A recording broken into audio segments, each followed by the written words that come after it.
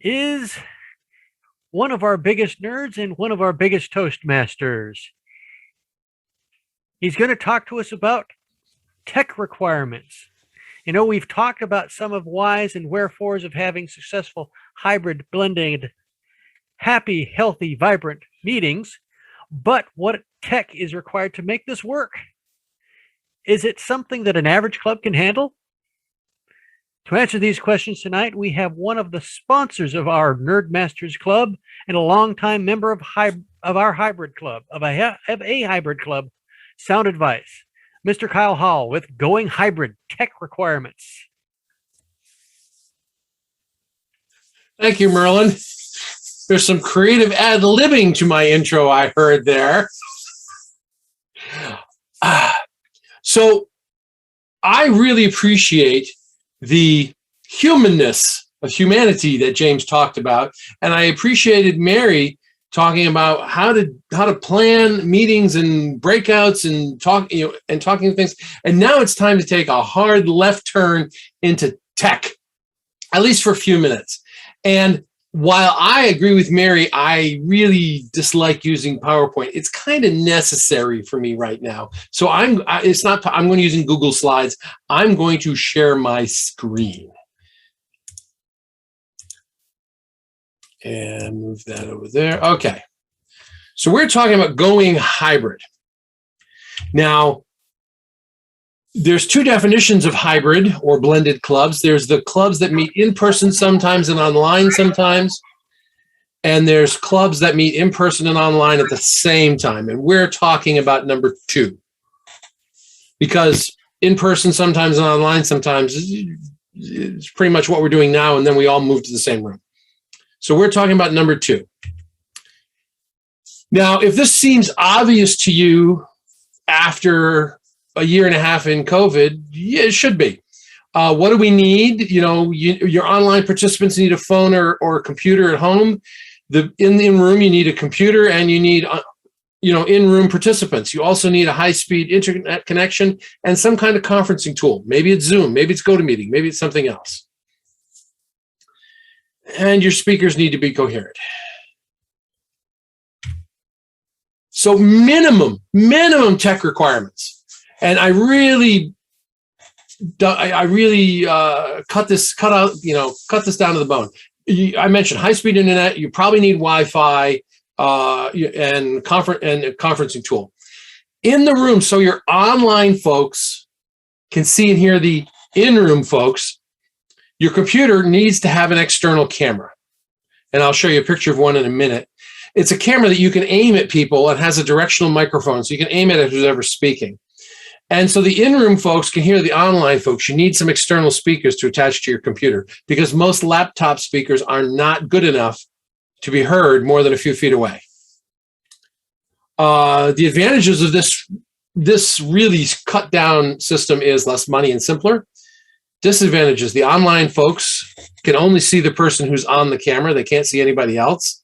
The in-room folks must either have a device where they can connect to Zoom or have a view of the in-room camera in order to see what's going on with the online folks.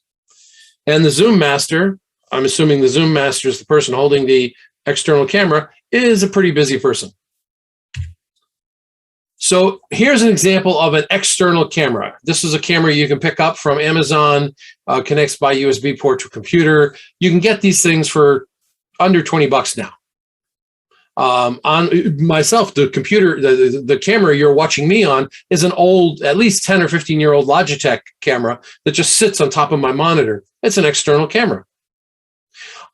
Internal speakers. I have a set that cost me $20. Now you can get them for less than 10. Again, USB port plugging into your laptop, and some of them plug into the wall. Some of them take their power from the laptop, but they would have enough oomph to let a voice be heard around the room. So it doesn't cost a lot. Now, let's talk about some recommended tech. Let's add a little bit more to make the meeting more robust, to make it more usable. And we have 3 different scenarios I'm going to talk about here. The first is your meeting room happens to have a big screen TV in it. And I say it happens to have because I actually know a club where somebody would lug a big screen TV to the meeting every week, and that seems a little burdensome. I don't know any sergeant at arms is going to want to do that for very long. So let's assume the meeting room has a big screen TV mounted on it. Well, those are typically HDMI TVs. You need to have a computer with an HDMI port. You need to have an HDMI cable. I would recommend getting an omnidirectional microphone, and I'll show you one of those in a moment. So that the online folks can see the in-room folks, I think it's a good idea to have a second camera. You have one camera showing who's speaking in the room to the online folks. We have a second camera pointing at the in-room audience so that the online folks can see what else is going on in the rest of the room. And as Mary said, your meeting players have a means of communicating outside of Zoom or whatever tool you're using. They either have everyone's cell numbers so they can send texts, or they've arranged a WhatsApp group or some other tool. You guys pick your favorite communication tool, but you should have some way of sending somebody a note saying, hey, you froze up there. If a speaker freezes up, it's probably an internet issue, but if the speaker doesn't know, they may keep going and not realize nobody can hear them. So the last four bullets here: omnidirectional microphone, second computer, the meeting players having a communication. Those four bullets are the same on the next scenario 2 and scenario 3. So I'm not going to cover those again. I mentioned the omnidirectional microphone. This is an example of an omnidirectional microphone. It happens to be the very microphone I'm using here. If you're looking at I'm using a Blue Yeti. Now, there are lots of omnidirectional microphones. I'm not recommending Blue Yeti above anything else. I bought it used on the off of eBay for like around $100. But I used it in district committee meetings, where I would put it in the middle of the room, attached. I have a 15-foot cable. I'd be sitting in the front of the room with my laptop.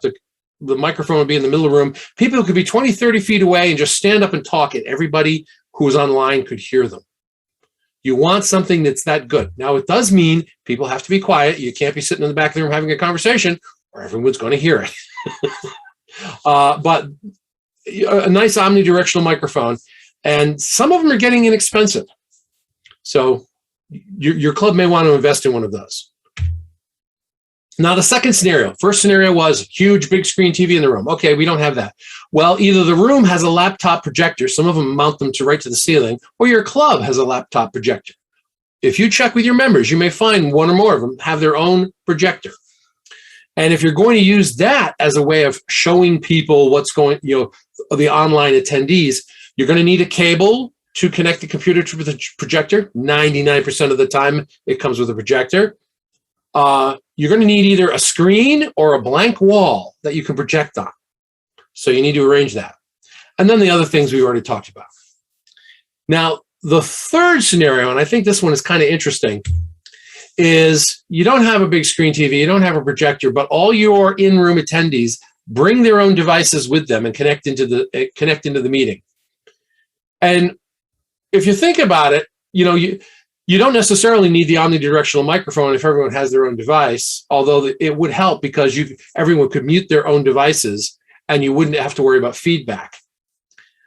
But what you're really doing there is you're having a Zoom meeting where half of the Zoom attendees are in a room together.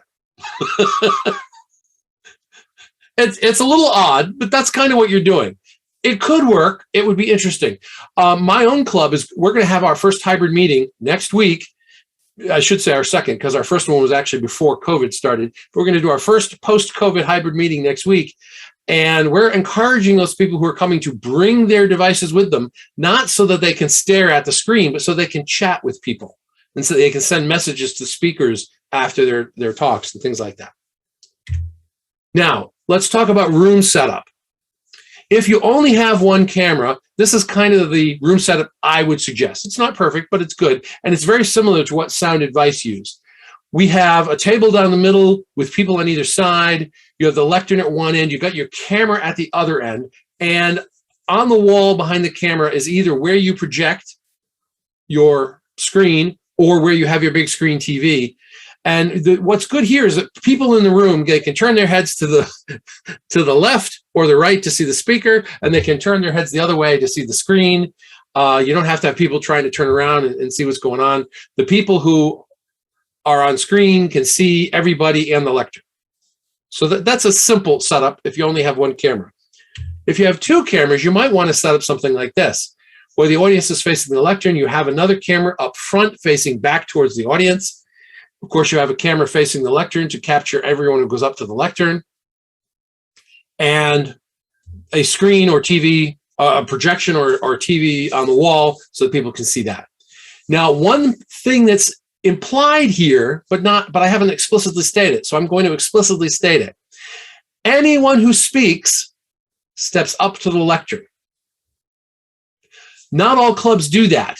And it's not a rule normally, but in a hybrid meeting, if your camera is facing the lectern, everyone who speaks should step up to the lectern. Oh, you're going to do an O'Connor's report? Step up to the lectern. You're going to stand up and do table topics? Step up to the lectern. That way, the lectern camera can capture them.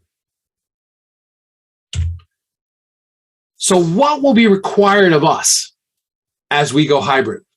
Well, we're going to have to remind ourselves to have an open attitude and be patient, because this is a learning curve. We're all learning. Some of us have been doing this a while, but we're still learning. We're going to need to maintain the Zoom master role. We can't just, we can now meet in person. Let's eliminate the Zoom master. No, we're going to have to keep that, because now they're going to be managing that camera. Speakers need to think about how a blended audience impacts their speech.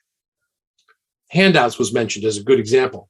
Toastmasters and table topics masters need to think about how a blended audience impacts the way they lead. Every Toastmaster should think about, hey, how does having a blended meeting impact my ability to work my path? Because there are some talks that may lend themselves to online participation and some that may not. Club officers, here's a big one. How does having a hybrid club impact my club's marketing growth plans? There's a big opportunity here if you know how to take advantage of it. Sergeant at Arms, how do we ensure the equipment is set up and that somebody is there who knows how to set it up? Right now in my club, it's me. And there's a couple of others, but it's primarily me. So is your club ready to go hybrid? Back to you, Mr. Panel Moderator. Game over.